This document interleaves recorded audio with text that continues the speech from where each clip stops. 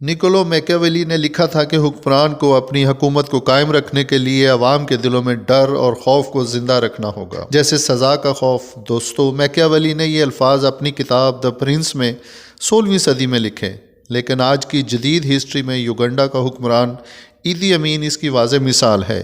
ایدی امین 1925 کو کبوکا کے ایک مسلم گھرانے میں پیدا ہوا۔ ایدی بچپن سے ہی جسمانی طور پر مضبوط تھا، یہ پڑھائی میں بہت کمزور۔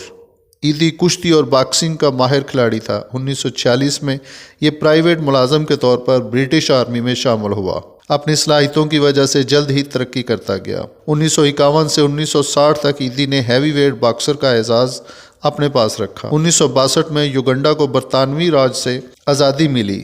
ملٹن اوبوٹے وزیر اعظم بنا، سر ایڈورڈ فریڈرک پہلے گورنر جنرل اور پھر صدر بن گیا۔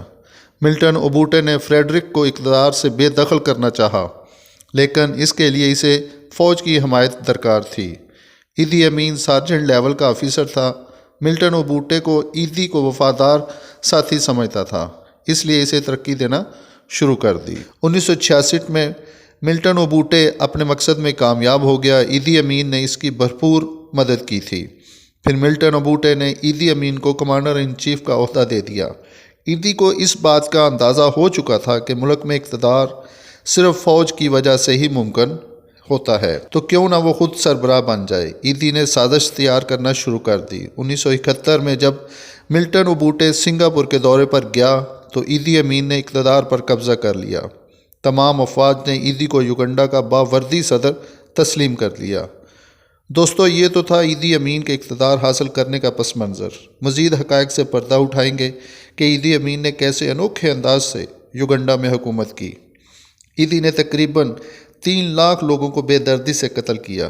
دنیا نے اسے کئی القابات دیے، جیسے افریقہ کا کسائی، بگ ڈیڈی اور سانڈ وغیرہ۔ ایدی امین کی شخصیت اور کردار بالکل مہذبانہ نہ تھا۔ ایک دفعہ اس نے باقاعدہ تقریب منعقد کی اور خود کو فاتح سلطنت برطانیہ اور شہنشاہ اسکاٹ لینڈ کا خطاب دے دیا۔ 1971 میں انقلاب کے دوران اس نے تمام سابق حکومت کے عہدیداران کے سر اتروا کر فریزر میں رکھ دیے۔ جب کوئی مہمان آتا تو ایدی یہ سر ڈائننگ ٹیبل پر سجا دیتا۔ 1972 میں اس نے 60,000 ایشیائی باشندوں کو یوگنڈا سے نکال کر بدنامی میں اپنا نام کمایا۔ اس نے فلسطین کے مجاہدین کو پناہ دی۔ تمام برطانوی اور امریکی کمپنیاں سرکاری تحویل میں لے لی۔ 1975 میں ایدی امین آرگنائزیشن آف افریقن اتحاد کا چیئرمین بن گیا۔ 1975 میں ہی اس نے خود کو فیلڈ مارشل اور 1976 میں یوگنڈا کا تاحیات صدر بنا لیا۔ 1977 میں برطانیہ نے یوگنڈا کے ساتھ سفارتی تعلقات کو ختم کر دیا۔ ایدی امین کو فوجی وردی پہننے کا بہت شوق تھا۔ ایک دفعہ اس نے تمام فوجی اعزازات کے ساتھ فوجی یونیفارم میں ایک سوئمنگ پول میں چھلانگ لگا دی اور کافی دیر تک تیراکی کے مزے لیتا رہا۔ دوستو، ایدی امین شدید موٹاپے کا شکار تھا۔ کابینہ کے اجلاس کے دوران جب اسے گیس باد شکم تنگ کرتی تو اس عذاب سے فراغت تک تمام کابینہ ارکان اس کے احترام میں کھڑے رہتے۔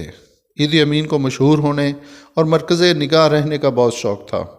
ایدی نے مختلف ادوار میں 6 شادیاں کی تھیں۔ اس کی 2 بیویوں کا انجام بھی اس نے نہایت عبرتناک کیا۔ دوستو، ہر عروج کو زوال ہے۔ اپنی مغرور اور تکبرانہ شخصیت کی وجہ سے ہی ایدی امین نے اپنی حکومت سے ہاتھ دھوئے۔ اس نے تنزانیہ پر حملہ کر دیا، لیکن ایدی کو اپنے ملک کے اندر سے ہی سازشوں کا سامنا کرنا پڑا۔ یوگنڈا نیشنل لبریشن آرمی نے تنزانیہ کا ساتھ دیا۔ تنزانیہ کی فوج نے 1979 میں کمپالا پر قبضہ کر لیا۔